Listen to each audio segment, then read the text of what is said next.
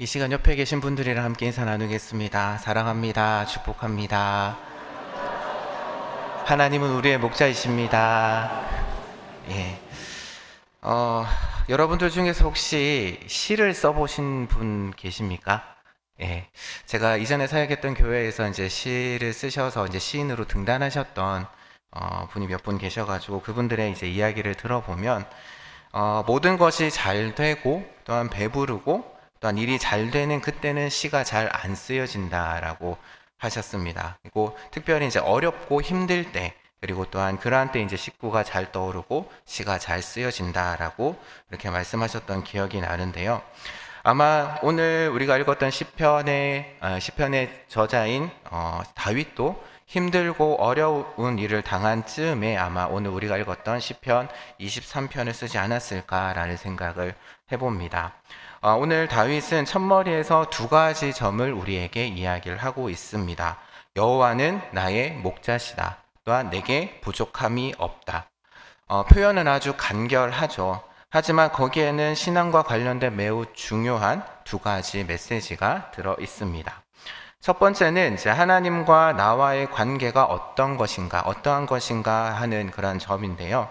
하나님께서는 나의 목자이시고 나는 그분의 양이다라고 이야기를 하고 있는 것입니다.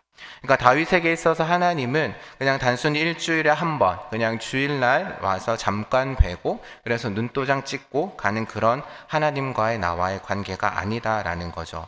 여기에 나타난 하나님은 그냥 일주일에 나의 생활에 전혀 관심이 없으시다가 어느 날 문득 찾아오셔서 나를 돌아보시는 그러한 하나님도 아니다라는 겁니다. 내 삶과 내 목숨과 관련되어 있는 분, 그런 분과의 관계를 다윗은 이야기를 하면서 여호와는 나의 목자이시다라고 이야기를 하고 있습니다. 여호와께서는 양을 돌보고 또한 그 양을 위해서 갖가지 수고를 하시는 그러한 목자이시다라는 거죠. 그리고 또한 양인 나는 그 목자를 따라가야지만 그렇게 살 수가 있습니다. 그러니까 그 목자를 철저히 또한 신뢰해야 된다라는 거죠. 다른 사람이 부르면 따라가진 않아도 목자의 음성을 듣고는 그것을 알고 따라가야 하는 것입니다. 바로 그러한 관계, 그런 목자와 양의 관계를 오늘 다윗은 아주 강렬하게 설명을 하고 있습니다. 또한 두 번째는 그런 목자와 양과의 관계가 어떤 결과를 나에게 전해주는가라는 것이죠. 그래서 다윗은 이렇게 이야기를 합니다. 내게 부족함이 없다라고 오늘 노래하고 있습니다. 비록 지금 자신이 약하고 힘없는 그러한 양의 위치에 있지만 바로 나의 목자가 여호와이시기 때문에 바로 내게 부족함이 없다라고 그렇게 고백하고 있는 것이죠. 이렇게 다윗은 오늘 시편을 시작하면서 맨 처음에 이 두 가지 점을 강렬하게 제시를 하면서 우리를 자신이 전하고자 하는 그 고백에 우리를 초대하고 있습니다. 그런데 이 시편이 더 뛰어난 점은 무엇이냐면은 그 1절에 1절에 선포했던 그 내용이 바로 시편 23편 전체를 통해서 아주 아름답게 멋지게 그렇게 울려 퍼지고 있다라는 사실이죠. 이 두 가지 주제, 여호와는 나의 목자시다. 그 결과로 내게 부족함이 없다. 라는 이 주제가 1절부터 6절의 말씀 전체적으로 반복되면서 아주 강렬하게 선포되고 있다라는 점입니다. 그렇다면 이제 이 두 가지 주제가 어떻게 전개되고 있는지 오늘 본문을 통해서 한번 살펴보도록 하겠습니다. 먼저 다윗은 2절과 3절에서 1절에서 설명된 이 두 가지 주제를 함께 발전시켜서 설명을 합니다. 2절을 보시게 되면 그가 여호와께서 나를 누이시고 목자이신 여호와께서 누이시고 목자이신 여호와께서 인도하신다라고 이야기를 합니다. 그리고 또한 3절에 보게 되면 목자이신 여호와께서 소생시키신다. 그리고 또한 인도하신다라는 말이 한 번 더 등장을 하고 있습니다. 이렇게 목자이신 그 여호와 하나님의 행하심이 등장하고 그 여호와의 행동에 따라서 나는 그럼 어떤 결과를 얻는가라는 사실이 2절과 3절에 등장을 하는데요. 나는 푸른 초장에 다다르게 되고 쉴만한 물가에서 여유를 갖게 되고 내 영혼은 소생하게 됩니다. 나는 의의 길로 갈 수 있게 된다라고 그렇게 다윗은 노래하고 있습니다. 이렇게 이제 두 가지 주제가 2절과 3절에서 같이 흘러가고 있다라는 것이죠. 이 두 가지 주제 중에는 특별히 첫 번째 주제, 여호와는 나의 목자이시다, 여호와는 나의 목자시다 라는 그것이 훨씬 더 두드러지게 나타나고 있습니다. 하나님과 나와의 관계에서 내가 좋은 결과를 얻고 내가 좋은 결과를 누리는 것은 사실이지만, 그것은 왜 그러냐면 바로 하나님께서 나의 목자이시기 때문에 그렇다라는 점을 강조하고 있는 것입니다. 그래서 다윗은 주어를 계속해서 여호와, 여호와, 여호와라고 그렇게 계속해서 내세우면서 그 여호와께서 나를 누이시고 그 여호와가 내 영혼을 소생시키십니다. 그리고 또한 반복해서 그 여호와께서 바로 나를 인도하십니다 라고 그렇게 고백하고 있는 것이죠. 이렇게 이제 여호와의 행위, 여호와의 행동을 표현함으로 인해서 결국 이 두 가지 주제, 여호와는 나의 목자이시다, 그래서 내가 부족함이 없다라는 이 두 가지 주제가 우리에게 중요하지만, 그것이 바로 여호와 하나님이 나의 목자이시기 때문에 여호와가 하는 행위로 인해서 내가 여호와 앞에서 좋은 결과를, 좋은 그런 것들을 누릴 수 있게 된다라고 다윗은 이야기를 하고 있다라는 사실입니다. 이렇게 여호와의 행위를 강조하면서 다윗은 이제 시를 이끌어가고 있다라는 것이죠. 그래서 이것을 통해서 또한 우리에게 이야기하고자 하는 것은 또 두 가지가 있습니다. 첫 번째는 다윗에게 있어서 여호와라는 존재, 그 여호와가 나의 목자시다라는 그 말은 단순히 그냥 개념상으로 내 머릿속에만 머무르는 그러한 개념이 아니다라는 사실이죠. 다윗에게 있어서 여호와께서 나의 목자시다라는 것은 어떻게 보면 현실이다라고 그렇게 말씀드릴 수 있습니다. 그래서 다윗은 마치 우리에게 이 시편을 통해서 이렇게 말하고 있는 것처럼 보입니다. 여호와께서는 나를 푸른 초장에 누이십니다. 또한 여호와께서는 나를 쉴만한 물가로 인도하십니다. 하나님께서는 그냥 가만히 계신 분이 아니시라 바로 내 영혼을 소생시키시는 분이고, 나는 그것을 경험합니다. 자기 이름을 위하여서 또한 의의 길로 나를 이끌어 가시고 인도하시는 분이 바로 하나님이십니다 라고 그렇게 지금 우리에게 고백하고 이야기를 하고 있다라는 것이죠. 그래서 다윗이 겪은 하나님은 그냥 단순히 그냥 저 멀리 계시는, 하늘 위에 계시는 그러한 분이 아니라 분명히 생생하게 살아 계셔서 지금도 내 삶 가운데 역사하시는 그런 하나님이다라는 사실을 고백하고 있다라는 겁니다. 그래서 다윗은 자신이 누린 그런 평안의 경험, 자신이 누린 그런 평강의 경험들을 확대하면서 설명하고 있다라는 것이죠. 그런데 이런 다윗의 고백, 여호와께서 나의 목자이십니다, 그래서 내가 부족함이 없고 나를 의의 길로 인도하시고 나를 푸른 초장에 누이시고 쉴만한 물가로 인도하십니다 라는 그런 고백이 갖고 있는 배경을 조금 한번 우리가 생각해 볼 필요가 있지 않을까 합니다. 먼저는 쉴만한 물가를 한번 생각해 보시면 좋을 것 같습니다. 그러니까 늘 매일매일 그냥 놀고 또한 편안하고 편안히 그렇게 지내면서 우리는 쉴만한 물가를 찾지 않습니다. 그냥 이 지금의 상태가 계속 되기를 원하지 내가 쉴만한 물가를 찾지는 않죠. 어떻게 보면 지금 이렇게 고백하고 있는 다윗에게 있어서는 진짜 내가 좀 쉬었으면 좋겠다라는 그러한 바람이 있었을 것입니다. 다윗이 당하고 있는 그러한 거친 상황들, 아마도 멀리 길을 걷다 보면 어디서 좀 쉬었으면 좋겠다, 어디 좀 쉴만한 곳이 없나? 라는 그러한 생각이 들었을지도 모릅니다. 그때 바로 여호와께서는 다윗을 쉴만한 물가로 인도하신다라는 것이죠. 또한 푸른 초장이라는 말도 마찬가지입니다. 그냥 우리에게 먹을 것이 많고 먹을 것이 많아서 정말 질려가지고 정말 배가 부른 그러한 상황에서 우리는 푸른 초장을 이야기하고 푸른 초장을 찾지는 않을 것입니다. 먹을 것을 이리저리 찾아다니지만 여기에 가도 먹을 것이 없고 저기에 가도 먹을 것이 다 떨어지는 그러한 상황에서 바로 그때의 목자이신 하나님, 목자의 인도를 따라가면 그곳에 엄청나게 내가 지금 먹을 수 있는 식량들이 그득한 그러한 것을 아마 다윗은 생각했을지 모릅니다. 우리가 이것을 어떻게 알 수 있냐면 바로 사무엘상의 말씀들을 보게 되면 우리가 확실하게 알 수 있는데요. 다윗은 사울에게 늘 쫓기면서 피곤한 그러한 삶을 살았었습니다. 광야로 도망 다녀야만 했죠. 자신을 죽이려고 하는 그 사울을 피해서 그 늘 광야로 도망쳐야만 했습니다.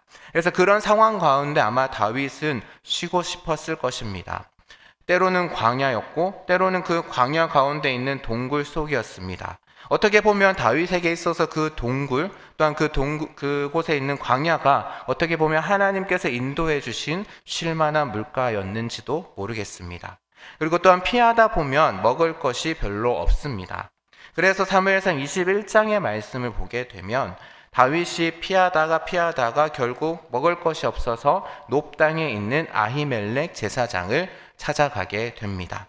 거기서 다윗은 아주 배가 고픈 그러한 상황이었죠. 그때 이제 제사장 아히멜렉이 주는 진설병을 먹고 그렇게 회복하게 됩니다. 근데 제사장 이외에는 먹지 못하는 그 떡을 먹으면서 굶주림에서 회복되죠. 그래서 어떻게 보면 다윗에게 있어서 하나님이 인도하신 푸른 초장이 바로 이러한 곳이 아니었을까라는 생각을 또한 해보게 됩니다. 어쩌면 지금 내 영혼을 소생시키신다, 내 영혼을 소생시키시는 하나님이라는 그러한 다윗의 고백은 그 영혼이 그만큼 어렵고 마음이 힘들다라는 어떻게 보면 다윗의 그런 내적인 고통, 내적인 힘듦 그런 것들을 반증하고 있는지도 모릅니다. 늘 쫓기는, 늘 도망 다녀야 되는 그러한 삶, 그래서 나를 죽이려고 하는 그런 군사들이 왔다 갔다 하고 나를 쫓는 그러한 상황에서 그들의 미움과 그들의 증오에 또한 그들의 발자국 소리를 들으면서 다윗은 그 마음이 엄청나게 힘들고 또한 상했을지도 모르겠습니다. 왜 저들이 나를 이렇게 못살게 굴고 왜 나를 이렇게 죽이려고 하는가? 또 왜 내 인생은 왜 이렇게밖에 내 인생은 왜 도망가는 인생일까? 라는 그러한 생각을 했을 때에 하나님께서는 바로 그런 다윗의 영혼을 소생시키고 계신 것이죠. 그리고 4절부터 5절의 내용에서 또한 다윗은 앞서서 말씀드렸던 여호와는 나의 목자이십니다, 또한 내가 부족함이 없습니다 라는 이 두 가지 주제를 다시 한 번 더 발전시켜 나갑니다. 그런데 여기서는 앞서서 2절과 3절 말씀에서 했던 것과는 조금 다른 방향입니다.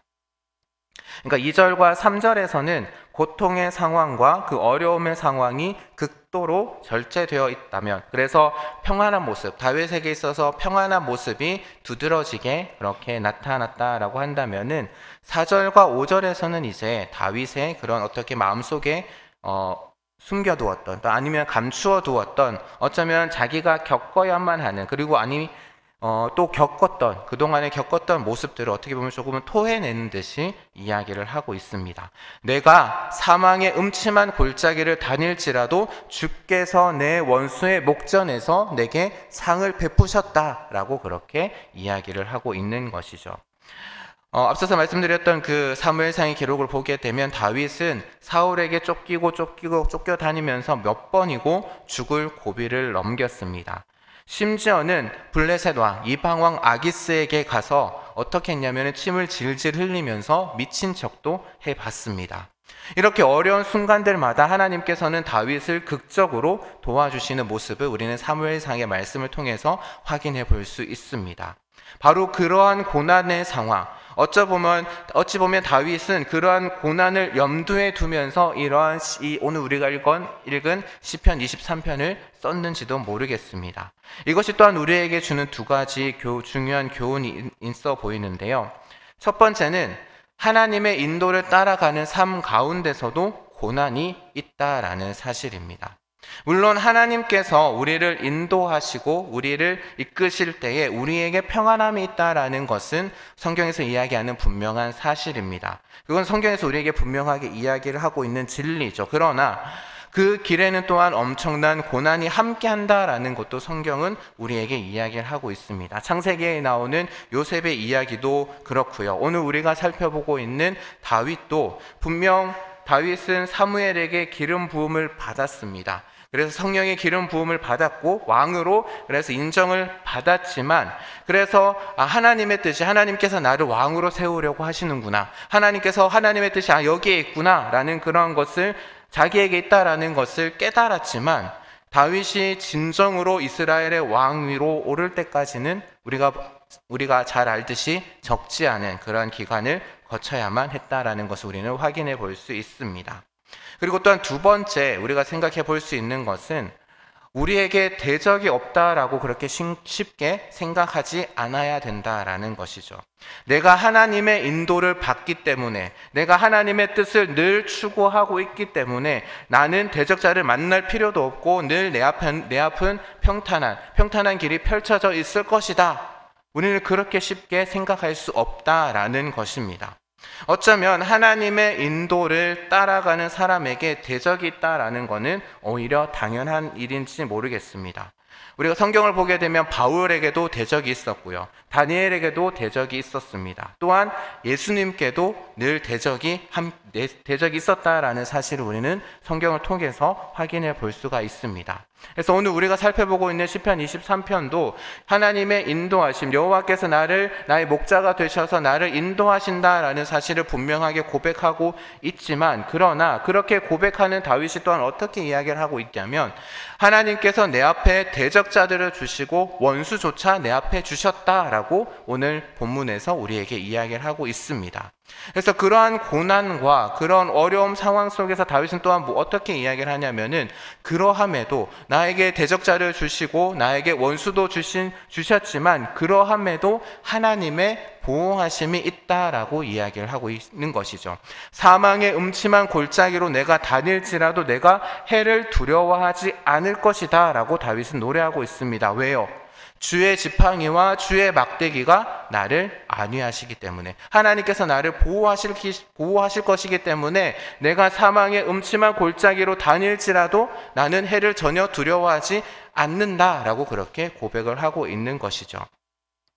힘이 없는 양은 사실 골짜기를 다니는 것이 그렇게 쉽지가 않습니다. 때로는 양이 길을 가다가 잘못해서 발을 헛디디면 넘어지기도 하죠. 그런데 이 양이라는 동물은 한번 뒤집혀지면 잘 일어나지 못한다라고 합니다. 그럼에도 그 양이 안심할 수 있는 이유는 무엇이냐? 바로 자신을 이끌어가는 목자가 있기 때문인 것이죠. 이처럼 다윗은 우리 삶 가운데 내가 넘어지고 그래서 내가 뒹굴어져서 내가 다시 일어날 힘이 없다라고 할지라도 목자이신 그 하나님께서 나를 보호하고 나를 지켜주신다라고 그렇게 다윗은 고백을 하고 있는 것입니다.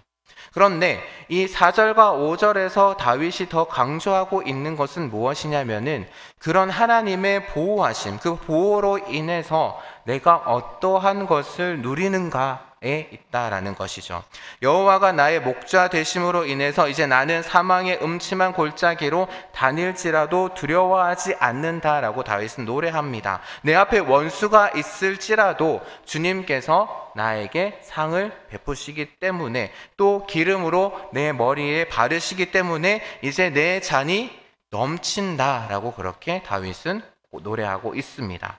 그래서 그러면 이러한 다윗의 고백이 우리에게 주는 교훈은 무엇일까요? 첫 번째는 우리가 어둠의 세력 또는 어려움과 고난이 우리에게 다가오고 우리에게 부딪힌다라고 할지라도, 또한 우리가 대적자를 만난다라고 할지라도 두려워하지 말 것을 다윗은 오늘 본문에서 우리에게 요구하고 있습니다. 오히려 그러한 상황들을 받아들이고 더욱더 앞으로 나아가야 된다라는 것이죠. 물론 이 말을 오해하지 않으셨으면 좋겠습니다. 그래서 대적자가 옳다는 거냐, 나를 반대하는 사람들이 잘하고 있다라는 거냐, 그렇게 생각하지 않으셨으면 좋겠습니다. 그것을 인정하라라는 뜻은 결코 아닙니다. 하지만 그러한 상황을 엄연하게 받아들이면서 그럼에도 불구하고 한 걸음 한 걸음 믿음의 길을 걸어가야 할 것을 다윗은 오늘 우리에게 이 시편을 통해서 요구를 하고 있다라는 것이죠. 우리가 참 어려운 터널, 정말 긴 터널을 지나가는 것 같은 그런 때도 하나님께서는 때로는 우리 삶 가운데 피할 길을 주시고 위로해 주십니다. 내가 주의 길을 가려고 하는데 정말 모든 것들이 순조롭게 잘 풀리고 정말 탄탄대로를 가면 좋을 텐데, 내가 주의 길을 가려고 할 때마다 문제가 생깁니다. 물론 때로는 그러한 문제들이 나의 잘못으로 인해서 생기기도 하지만, 때로는 그런 것 같지 않은데도, 나는 잘못한 것이 없는 것 같은데도 길이 막히는 것 같고, 대적자는 더 많이 생기는 것 같고, 험담하는 사람들도 많이 생기는 것 같습니다. 그때마다 우리는 하나님께 그렇게 기도해야 할 것입니다. 이렇게 기도해야 될 것입니다. 만일 그것이 나의 불찰로 인한 것이면, 내가 잘못한 것으로 인한 것이면 하나님 저를 용서하여 주시고, 그것이 아니라면 하나님 여기에서 인내할 수 있게 하여 주시옵소서, 참을 수 있는 마음을 허락해 주시옵소서라고 우리는 기도해야 되지 않을까 합니다. 그래서 목자이신 하나님, 그래서 그 하나님께서 오늘 시편을 통해서 또한 다윗을 통해서 우리가 때로는 이 땅 가운데 살아가면서 사망의 음침한 골짜기를 다닐지라도 두려워하지 말라라고 우리에게 이야기를 하고 있습니다. 그리고 그한 목자이신 하나님이 푸른 초장으로 우리를 인도하실 것이고 우리를 쉴만한 물가로 인도하신다라고 분명하게 다윗은 우리에게 이야기를 하고 있고 고백하고 있습니다. 혹시 내 앞에 있는, 지금 여러분들 앞에 있는 어려움은 어떤 것인가요? 경제적인 것입니까? 아니면 인간관계에 대한 어려움이십니까? 또는 나를 시기하고 나를 억누르려고 하는 그러한 사람이 있으십니까? 다윗은 바로 그러한 우리에게, 바로 그런 자리에서 우리에게 우리의 잔이 넘친다라는 것을 살펴보라고 우리에게 권면하고 있습니다. 5절에 보게 되면 자신이 여호와로 인해서 어떤 결과를 얻는가라는 것을 마무리하면서 어떻게 이야기를 하나요? 내 잔이 넘친다, 내 잔이 넘치나이다 라고 그렇게 이야기를 하고 있습니다. 가끔은 우리가 이제 지나온 세월들, 특별히 이제 한 해를 마무리하면서 또한 내가 살아왔던 그러한 삶들을 되돌아보실 때가 있으실 겁니다. 어떤 날은 좀 마음이 많이 상하셨을지도 모르겠습니다. 속도 상하고 내가 이렇게 많은 것을 잃었구나, 그래서 더 이상 생각하고 싶지 않은 그러한 때도 아마 있으셨을 줄로 압니다. 그러면서 이제 우리는 하나님께 나아가서 기도하죠. 그런데 기도하면서 다시금 그런 상황들을 우리가 생각해 보게 된다면, 하나님께서 그런 상황 가운데서도 내게 얻을 것을 주셨구나 라는 것을 우리는 또한 다시금 생각해 보게 됩니다.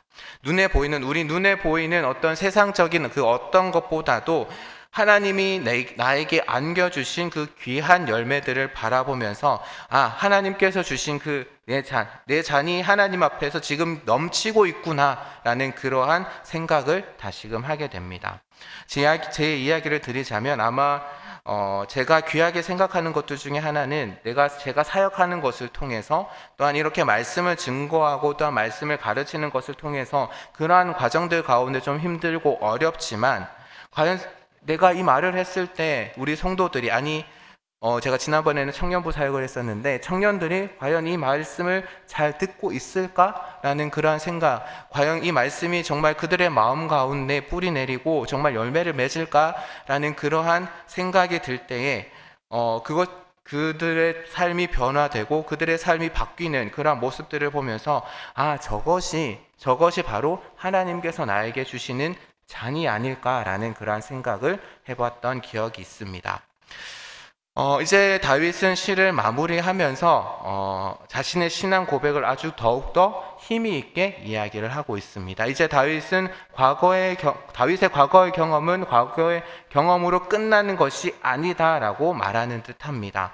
그래서 이제 이렇게 이야기하죠. 나의 평생에 하나님의 선하심과 인자함이 나를 따르게 될 것이다 라고 이렇게 확신에 찬 고백을 하고 있습니다.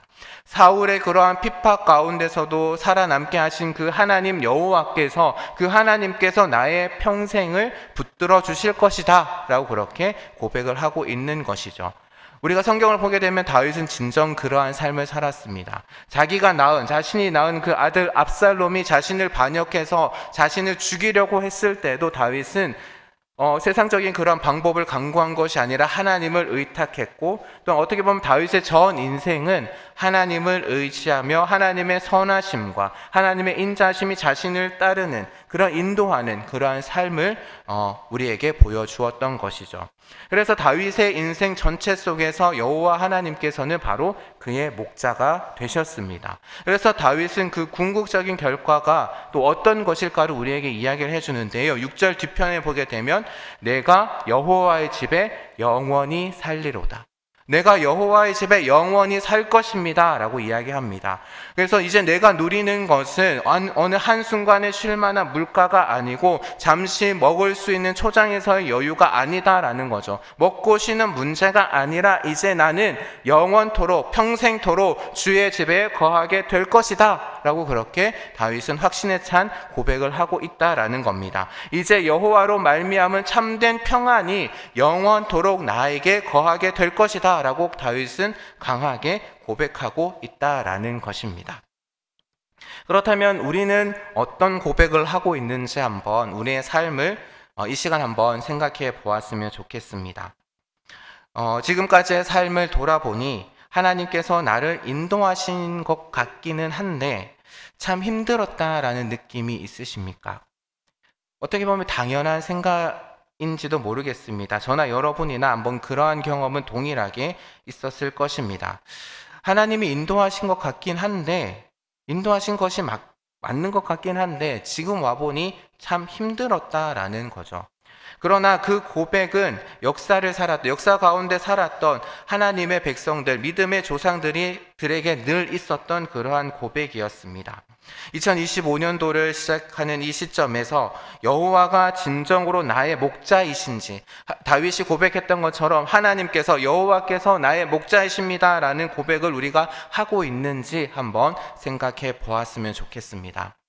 내가 있는 곳이 사망의 골짜기이고 또한 원수의 목전이지만 하나님께서 나의 목자이시기 때문에 나에게 쉴만한 물가를 주시고 푸른 초장으로 인도하시고 하루하루의 삶 가운데서 그분이 나의 영혼을 살리시는지 다시 한번 생각해 봤으면 좋겠다라는 것입니다. 그냥 여호와께서 나의 목자이십니다, 하나님 말씀에 적혀 있으니 그렇다, 아니면은 저기 뜬구름 잡는 이야기처럼 멀리 있지는 않으신지, 내가 정말 진짜 하나님 한 분으로, 여호와 한 분만으로 인해서 부족함이 없습니다, 하나님 한 분만으로 부족함이 없습니다, 주님 한 분만으로 나는 만족합니다 라는 그 고백을 과연 나는 내 삶 가운데서 하고 있는지 한번 생각해 보면 좋겠습니다.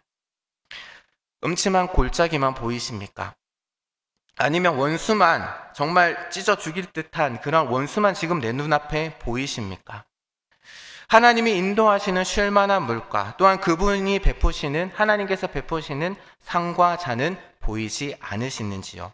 분명 하나님께서는 우리가 누릴 수 있는 그런 기쁨의 창고를 어디에는 분명히 남겨두셨을 것이라 저는 믿습니다. 그래서 오늘 다윗이 확신했던 것과 같은 그러한 동일한 확신, 그래서 그 모든, 여호와께서는 나의 목자이십니다, 그래서 내가 부족함이 없습니다라는 이 확신이 우리 모든 귀한 성도님들에게 동일하게 있기를 주님의 이름으로 간절히 부탁드립니다.